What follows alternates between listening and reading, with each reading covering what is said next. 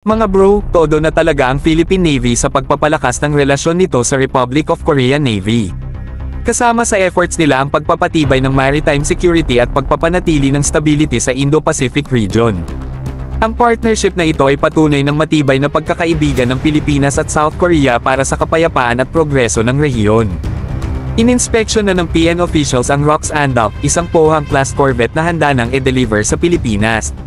Nakadock pa ito ngayon sa Jinhae Naval Base ng South Korea, pero soon magiging bahagi na ito ng ating fleet.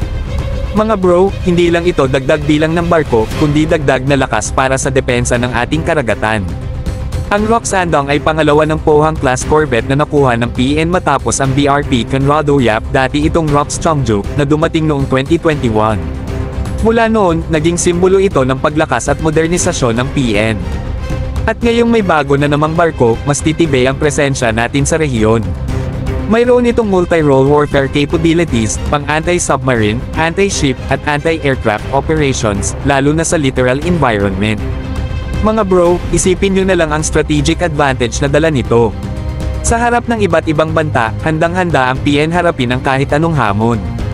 Ang bagong acquisition na ito ay parte rin ng Re-Horizon 3 Modernization Program ng AFP. Sa pamamagitan ng tamang financing at solid partnerships, sisiguraduhin ng gobyerno na makakasabay ang PN sa mga modernong naval forces sa buong mundo. Stay tuned muna mga bro, dahil simula pa lang ito. Sa tuloy-tuloy na modernisasyon ng PN, asahan natin ang mas maraming barko, advanced na kagamitan, at mas matibay na partnership sa mga allies natin.